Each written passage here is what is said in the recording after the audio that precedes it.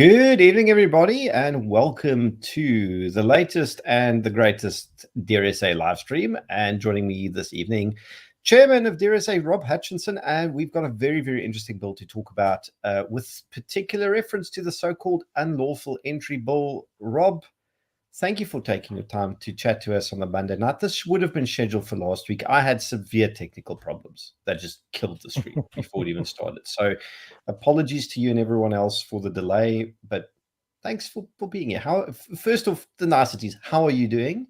And then we can dive in on this topic. It's interesting. Oh, cool. Yeah, I'm all good. A bit overworked and underpaid as usual. I guess that's what happens in civil society. But yeah, no, loving it and quite excited about what's happening in the field. Been a good time, actually, I think, this week. I was about to say, aren't we a captured organization? We should be swimming in the loot. Like negative bank balances and this sort of stuff. Overworked, underpaid. What are we talking about? But anyway,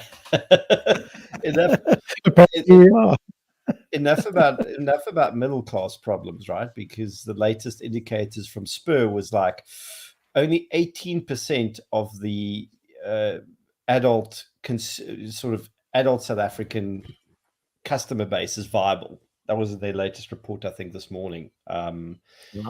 To their shareholders, which really does indicate like how in a crappy time consumers and the middle classes in this country. But that's a topic for another discussion. So this unlawful entry bill, from what I can gather from it, as a complete layperson, a complete idiot, there's a lot to be concerned about. There are also potentially some positives to it. It's not all gloom, but there's a lot of concerning bad things pertaining to, amongst other stuff, the onus that it places very unfairly on property owners. Would you mind maybe just unpacking for us a little bit, because you're very hot on this topic, what exactly the consequences are or what it means? Yeah, so there's quite a few videos doing the rounds on social media and a few articles as well raising concerns about this. So perhaps I'll start by actually presenting the bill and what it is. It's a revision of an old apartheid era piece of legislation, the Trespassing Act, and I think that was drafted in around 1959. And yeah, it is. If you read the bill, it is pretty colonial. Oh, sorry, not the bill, the act. It is pretty colonial, and it's part of the Justice Department's drive to actually redo old legislation, bring it in line to modern times, and make it constitutionally valid, and also so that it lines up with other laws which have been changed. And yeah, it does present some quite interesting options. It does tell you that clearly that how to deal with trespassers. It redefines what a trespasser is, and it makes it pretty clear, whereas the previous bill was quite vague. However, it also does present a few problems in that, although it might be clearer than the previous act, it is certainly not clear at all and can be interpreted in quite a different number of ways. The one interesting part about it, or one of the interesting parts about it, is it says that any landowner must actually demarcate and clearly mark that their land is private, either by presenting a wall around the property or a fence around the property and clear signs so that intruders or potential intruders can actually know that it is a piece of private property. It does state that anybody who does enter it through those unlawful means is a trespasser, and that you have to then inform them that they are trespassing. However, you then have to call the police, and the police can then remove them. In fact, there's a whole instruction sheet of what the police should actually say, and it's quite interesting. I'll just read you a couple of the bills here. The police officers have actually got a script that they have to read and they have to follow, and they have to start by calling upon the intruders to leave the premises, and by obtaining their attention, and in a loud voice order the participants to disperse. The intruders must then be given a time frame in which they must leave and must be told to take anything that they brought with them. So if it's land invasion or whatever, then they have to take their makeshift houses and so on. And intruders must be warned that they will be arrested if they do not leave.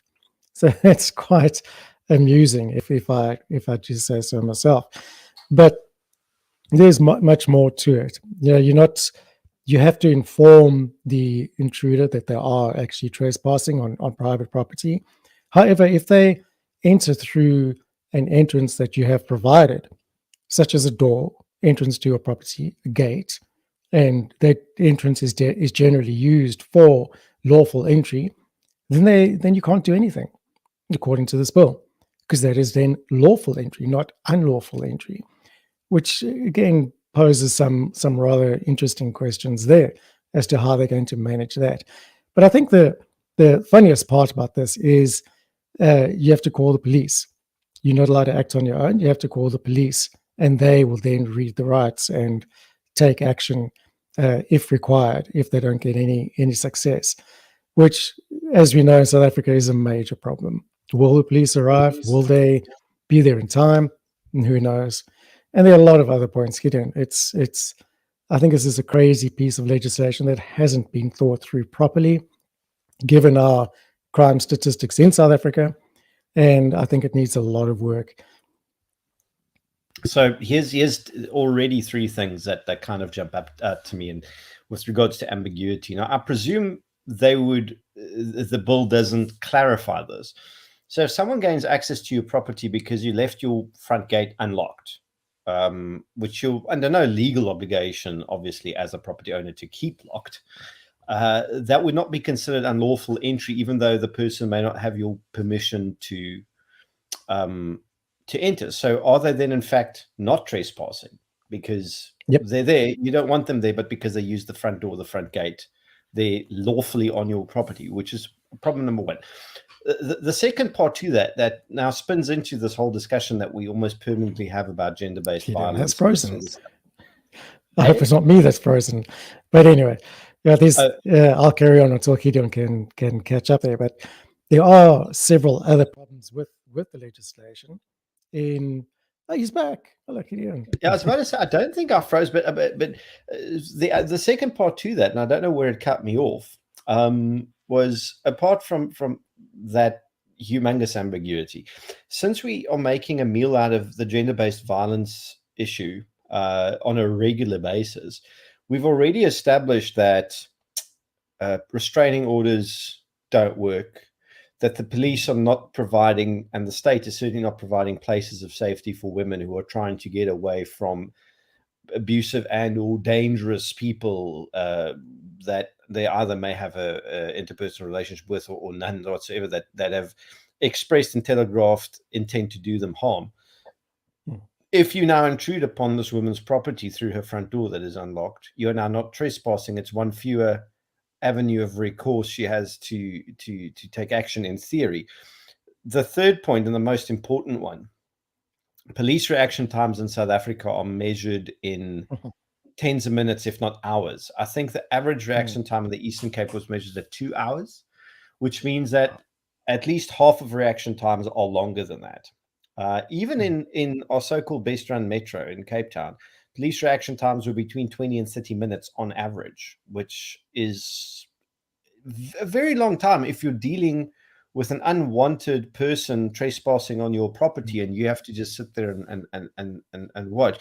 Obviously, this doesn't supersede other parts of the Criminal Procedures Act if you are then attacked or if someone then steals from you or something like that. And I also wonder if it would still preclude you from performing a citizen's arrest for that, because it's still a Schedule 1 offense, trespassing, I think. See, there are a great many unanswered questions here. The other thing is there's about one policeman on shift for every 3,077 South Africans, which is a rate 10 times worse than it should be. The minimum recommendation is one police officer for about every 350 people. There is no way in heck that the police will be able to actually perform the tasks as mandated by this. Not at the scale that we're seeing building hijackings, property invasions. The fact that a lot of these building hijackings and property invasions are either organized through political instigation, or the work of actual organized cartels who are doing it. Correct. I have personally a lot of concerns about this. But that's not to make this my concerns the audience's concerns. We'll get to the comments in a moment. But yeah, Rob, am I going mad here? No, not at all. Not at all. There's one incredibly important piece which we haven't mentioned, and which I feel might actually be the real matter with this bill, and that is that the bill clearly states that if somebody feels or believes that they have rightful entry or a right to enter your property, either through a title or any other means, then they are welcome to do so. It's actually part of the defense in the bill. So you can still report them as trespassers, but they can use that as a defense. They have a right to be there.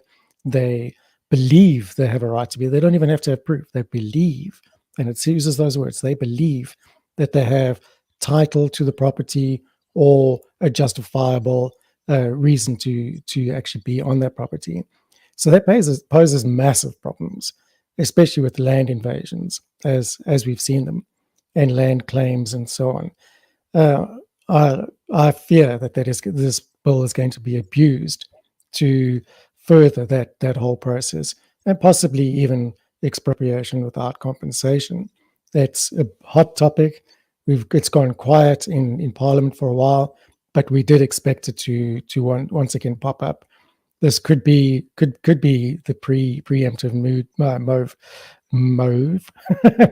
for that. It might well be.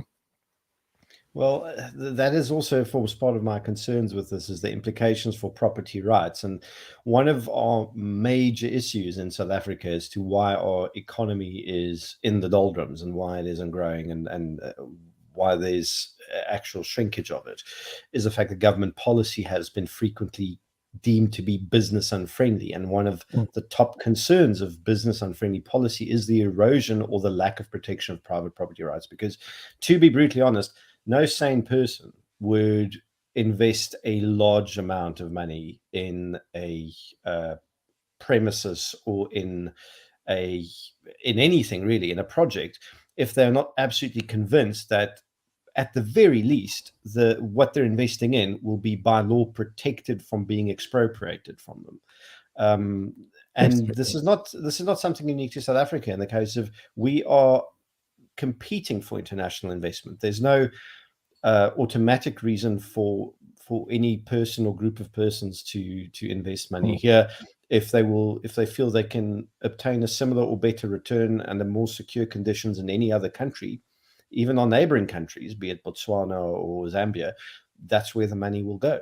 And I fear that things like this are not, as you previously mentioned, not thought through at whatever level it originates from. And unfortunately, the only thing that people can do is comment on this, and maybe take us through again the impact that public comment has on issues like this, because we get it every week, folks, that someone says, great, we comment. Does my comment make a difference? We have addressed this a few times before, but I think we'll keep addressing it probably for the foreseeable future, because it is something that requires it. Rob, what should people do, and do the things that they do make a difference? Yeah, the minister, I think it's Ronald Lamola, has actually said that the public must comment on this bill. What they're trying to do is formulate a solid policy that is applicable to everyone and does meet the needs of both government and the public. So he has encouraged people to have their say as often as they like, and yeah, I think that's all you can do at this stage. He wouldn't comment further on it, or the Justice Department wouldn't comment further on it until the public participation process has been completed. Obviously, they have to go through every single comment that does come through, and because there might be well valid comments there and good reasons, and therefore I encourage the public to definitely have their say. And if you don't want to send your information directly through to government, and let them have all your details like your IP address and everything else, because the government requests that, then rather use our service. We mask your IP address, we mask all your details, and you can easily have your say on our platform. And we've had a great response already. I must say, 3,942 people is a good response for something that's just gone out. But the more the merrier. We will produce a summary like we always do at the end of the campaign, and we present that to government, obviously with personal details redacted. And it's a safe platform. Go ahead, use it, have your say, influence the outcome of this bill. We've seen major successes in previous campaigns that we've done. We have definitely got a list of successes where we've managed to influence bills just like this before they get implemented. And remember, this is a draft bill, so it is an opportunity to influence it before it is actually implemented. If we don't have a say, and if we don't have a record of what was said, then it will require an expensive court case to undo the legislation if the public wants that. And that's your chances of success in a court case are very slim, because as the minister has said, the public must have their say, and therefore the public must have their say. If you don't, well, then then the bill will get passed as is. Sorry, muted myself there. 100%, Rob. I think that was the best summary for it, and we actually put the you can navigate through the website to it. It's one of the latest campaigns, or you can find it at that URL. And it's also that part of the stream where I'm just going to say, if you like what we're doing, please like the video, please subscribe to our YouTube channel, because it makes a big difference.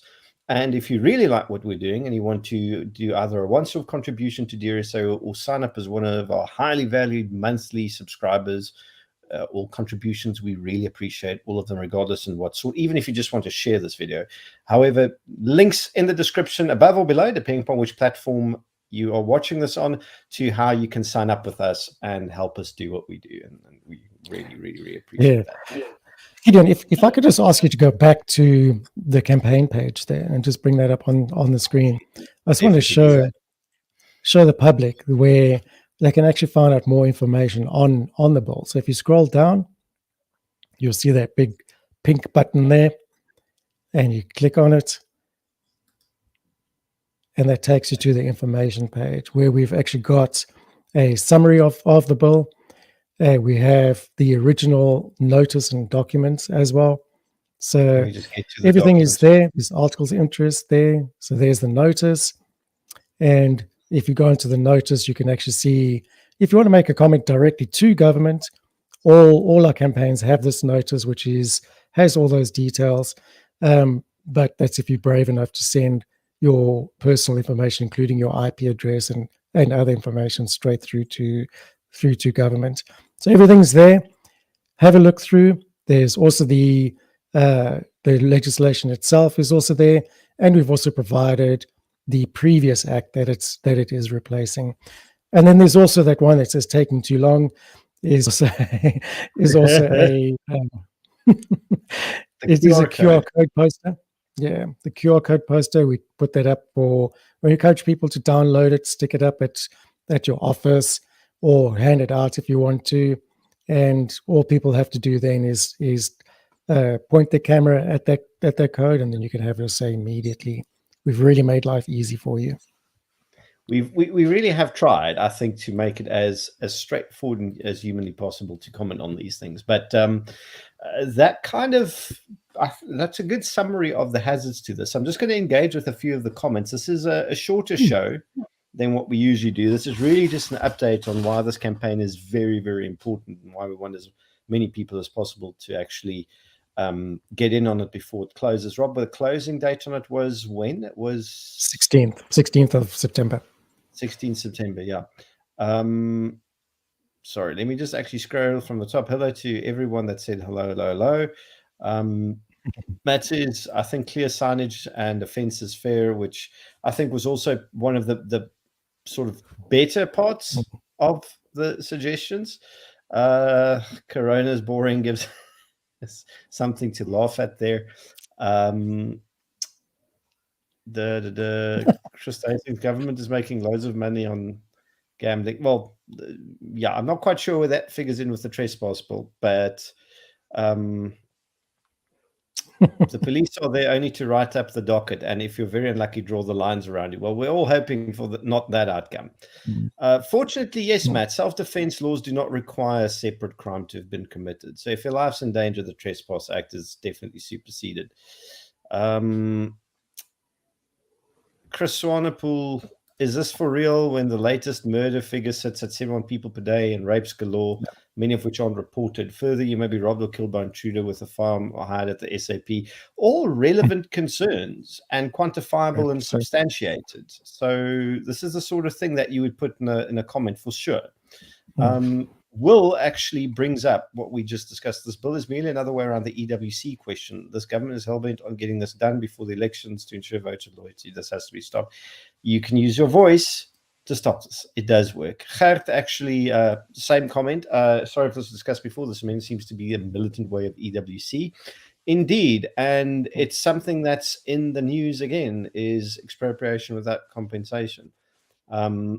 Graham McTaggart, the only way to let politicians know that you aren't going to take their plans lying down, you have to participate. If there's enough resistance, at least they know the score. Indeed, sir.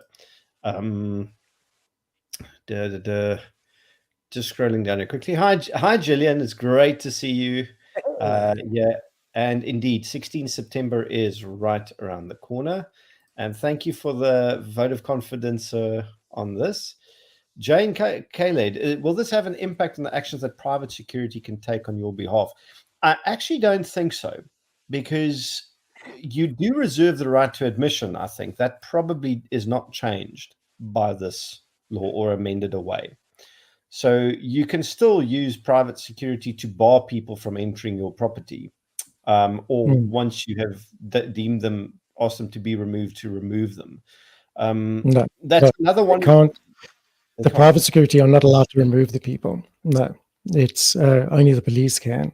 That's what the bill states, which is another. That is very awkward though, because if trespassing is an offence, it depends what schedule offence it is. Strictly speaking, you should still be able to perform a citizen's arrest on them according to I think it's Section 39 of the CPA, but this is again like unnecessary ambiguity, complete lack of clarification, and possibly where this piece of legislation is actually in direct conflict with a couple of existing ones in the sense of it doesn't marry up, and that is very creepy. Yeah, Rob. So on this, I think just for the sake of clarity, because we have been going for about 23, are there any other additional interesting points, concerns, things you think people should know? And to the 60 of you watching, if you've got any questions or comments, please put them in the comment section and we'll gauge them. We've got another couple of minutes to spare, I think. Look, I think it is quite an important piece of legislation. We've received hundreds of messages and emails from concerned citizens, and they are all valid. The bill is extremely vague, and it really doesn't. If you interpret it one way, it does seem to be encroaching on your rights. But if you interpret it another way, it seems to be favoring the rights of potential land invaders and potential criminals or intruders into your property. So, the big problem is these laws can be interpreted anyway in a defense in court, and that's not how the law should be. It should be pretty clear as to what it is. So I think it's an attempt to modernize colonial type laws, apartheid era laws, but it's certainly taken the wrong approach here. There needs to be a thorough re-look at this. And I think the only way that can happen is through solid input and constructive input from the public, from people like you and I. Government is unaware of our situations, our personal situations. A farm area will differ vastly to a highly congested urban area. So yeah, I think everybody needs to put their point of view across here. And it's not just voting yes or no against the bill. What they've asked for is provide your proper content here, provide solid content that they can actually use to formulate this bill. Remember, again, it is just a draft at this stage, but it's only through collaboration with the public and through public participation that it will become a workable and usable piece of legislation. That's exactly it. So we've seen this numerous times before, where terrible pieces of legislation have been proposed, and that public comment and public pressure has pushed that back, also resulted in a brand new draft that looked entirely different from the original one. So this is where really participating in this is vital. It's your constitutional right and your civic duty to do it. And we'll also certainly be engaging with other organizations or expert coalitions and other stakeholders at an organizational level to get their inputs into this. So it's a collaboration between citizens and civil society organizations in order to get their concerns registered. Gert Jansen van Rensburg, I think the vagueness is deliberate in order to ensure the powers that be can use it in any way that suits their agenda, which makes sense politically, but I think there are also minimum quality criteria regarding to how laws are supposed to work. And fortunately, Rob, I think that our legislative processes still guard against stuff like this for a large part. But it's up to us to ensure that those safeguards are actually used and implemented and not just absolutely bypassed as a whole. Yeah. 100% correct, Gideon. Yeah. Folks, if you have any additional concerns, so firstly, you can find the campaign there. It's also in the link of the video description. I did put it in there. If you've got questions, queries, suggestions, please get a hold of us at info@dearsouthafrica.co.za. That's where you will find Rob in the center of his spider's nest, or spider web, rather. Spider's nest. You can see it's been late in the day and it's only Monday. And have you seen rain spiders? They definitely have a nest. Too true. The minimum intelligence in those who draft these bills just say, yeah, exactly. Unpack that issue, otherwise we'll be here all night. And I think Graham has a great final bit of wisdom. The price of freedom is eternal vigilance. Thomas Jefferson. Rob, on that, I think we're encouraging people to participate, make use of our platform. Please share this message with friends, family, people you deem. We still very much spread by the word of mouth. And please sign up to the DearSA mailing list. It's right there on our website. That is one of our primary ways of communicating with you. We're closing up a lot of campaigns that have just finished their run. And we're getting the feedback reports ready. So we'll probably have another session like this next week, Rob. Not on Monday or Tuesday, possibly on Wednesday, to just give some feedback on that. So that's on the cards. Thank you. Like, it's so nice. Like, Gillian is such a cheerleader for us. I love it. Thank you. We appreciate everyone that likes what we do. Absolutely, we do. And thank you, everyone, for having your say and keeping us going. We're not going anywhere. We're here to serve the public and provide a proper democratic, participatory democracy service, which is effective in what it does. Really is. Thank you for your support. On that bombshell, and I think, Rob, that encapsulates it perfectly. Thank you for tuning in, folks. Have a wonderful rest of your Monday. Have a safe week ahead, and keep an eye on our social media, on our mailing list if you haven't joined, on our website, and on this YouTube channel, if this is where you're watching from, for more updates following shortly. Have a wonderful evening. See you soon. Thank you, and bye-bye.